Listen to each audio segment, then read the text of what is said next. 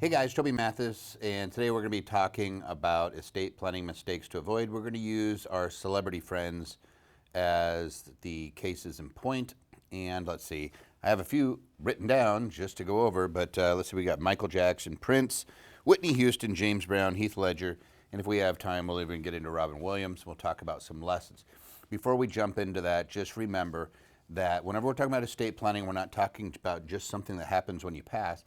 But there's also things that occurred during your lifetime. A lot of us immediately think, well, it's just death planning. No, it's really life planning. And there's needs of things like financial power of attorney, who can advocate for you if you're not able to from a financial standpoint, and who can advocate for you from a medical standpoint. As we learned during COVID, if you don't have these things, the results can actually be devastating. So we always want to talk about estate planning as inclusive of your lifetime. End-of-life decisions being a living will, somebody who gets to step in and honor your wishes as to whether you want extraordinary measures taken to preserve your life, under what circumstances, and who can communicate with the doctor. Those things have to be in writing. And then there's the what happens when we pass. Now, I'm going to focus primarily on what happens when we pass because we have some really good lessons here. There are three things that could occur. You ready? There's only three. Number one is I pass away, and it's called intestate, which equals no will. I didn't have anything in writing. The state laws are going to come in and decide what happened to my estate. The big one on here that just stands out is Prince, who left a $300 million estate behind and had no estate planning documents whatsoever. So what occurred, the state ended up giving it to his sister and half siblings, and it was a multi-year fight. I think he passed away in 2016, and it didn't get resolved until not that long ago. It was years of litigation and dealing with the court that cost his estate millions of dollars, but there was a whole bunch of people claiming that they were his spouse. The court actually had to set up some DNA testing and some things like that. But there was a whole bunch of stuff, including, I think he had a long-lost daughter that was trying to show up as well. Like, there was just all sorts of nastiness that occurred because of that number one, which is the state law gets to dictate, and it is all out in the public. Number two is a will. And I think every one of these that I'm going to be talking about today was because of a poorly drafted will and not understanding exactly how they work. Probably well-intentioned attorneys doing the best that they could under the circumstances, but there's just so many problems when you're going down the route of using a will because you have to update them constantly, and so many lawyers, there's no planning you could do with these things. Like, you're really restricted. And I'll get over like a case like Michael Jackson, where they used a will that rolled into a trust. So it's called an interview. Like it's a document that springs into into existence when they pass and is funded via the will. But at the end of the day, they could have just done a trust and avoided all of the litigation and the whole that whole nonsense that occurred in the Michael Jackson case, which I'll get into here in a second, could have been avoided. And you're looking at it going, why are they using the will? And so many attorneys, A, they're taught that, and B, it goes to probate. And this is where you go to court, and if you're going to court, guess who gets paid? Lawyers. So lawyers actually love this option. And they love to tell clients that the third option is only for the rich. And the third option is a living trust,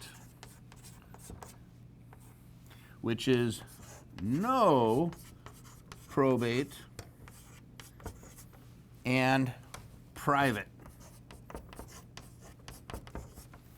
Big words, right? No probate. I don't have to go to court. That's a court process of deciding who gets your estate. You do not have to do that when you have a living trust. Every now and again, there's assets outside of the living trust. Hey, I didn't put a checking account, or I didn't transfer a vehicle or whatnot. There's usually a mechanism in the state for handling that, but worst case scenario, you have what's called a pour-over will that dumps it straight into the trust. There's not a bunch of beneficiaries listed. The assets aren't known, A great example was the late, great Anthony Bourdain, and there was a bunch of articles written about how his estate only had $1 million in it. No, that was the pour-over will. That was the only thing they could see because nothing else they could see. It was all private. Another great one, Frank Sinatra. Don't know what his estate's worth, don't know anything about it because it was private, because it was in a living trust. Now let's go through our wonderful examples. So Michael Jackson, for example, he had an estate that was worth north of $500 million. He named his attorney, John Branca, and a music executive by the name of John McClane as co-executors of his estate, and immediately the family started to go fight about this, including his mother and his sister. And they were alleging manipulation and all these things, and you end up settling. You're going to notice that all of these cases, they end up settling because it's generating all sorts of conflict, because it's going to court and you're inviting that conflict, and ultimately everybody's deciding, hey, this is what Michael really wanted, or hey, I can get you out of my life if I give you some money. We see that over and over again. How about Whitney Houston? So she had an estate that was worth over $20 million, and here's the tragic part of her estate. She actually had documentation that gave her daughter, I think her name was Bobby, periodic distributions of her estate starting when she was 21. I don't remember the exact specifics, but she was to receive portions of her estate over a set period. I think it was 21, 23, 25, like portions of the estate. And unfortunately, when you give somebody who may not be prepared money, I believe she got $2 million in the first stretch, and unfortunately she passed away not long after. You see that kind of as something that a lot of times happens when you have children who have substance abuse or something else, but they may not be prepared to handle it. And because of the type of document it was, all of a sudden it's like, hey, what happens to the estate then? So a lot of times we think, oh, I'll just leave it to my child. Well, what happens if your child predeceases you? Or what happens if your child passes away after you've given it to your child? Now you've created another estate planning problem, which again, we can solve by using a living trust and creating legacy plans where it's not going to a child or it's not going to somebody specifically, but it might go to your descendants and for specific things like education or maintenance or support. How about James Brown? He passed away, I think it was 2006, and there was charities that were named in his will, and of course family members, especially children and I think it was his fourth wife, they get mad because they don't want everything going to charity. So what do? It's a court proceeding, so they immediately contest the will. Another way to avoid that in a living trust is just to say you're disinherited if you want to contest the document, and if you're going to make specious claims, you're out. You lose your inheritance altogether, but a lot of times in a will, it's actually asking for that sort of conflict. How about Heath Ledger?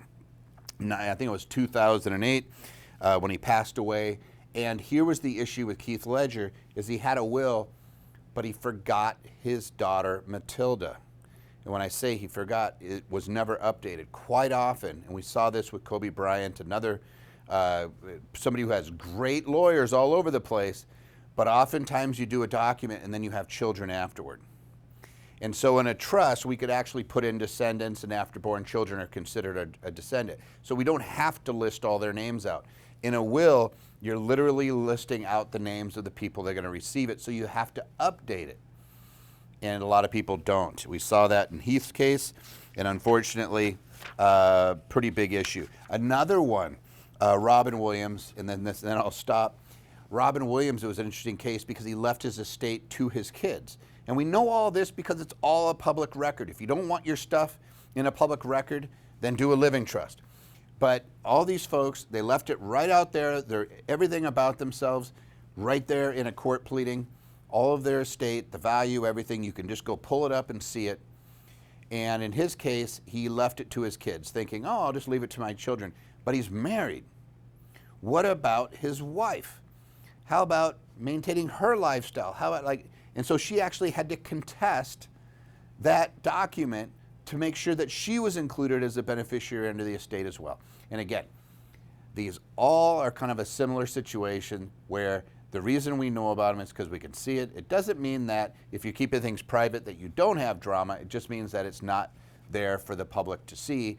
And for the most part, my experience after doing this for 20 plus years, I think I've been doing this now for, 24, 25 years, is the living trust, you have very few disputes because it's private and there's teeth in them that prevent those types of things. But what we could see repeatedly when we look at the famous folks is they're not really good about keeping their stuff out of the public eye, and they seem to generate a lot of conflict if they've done any planning at all.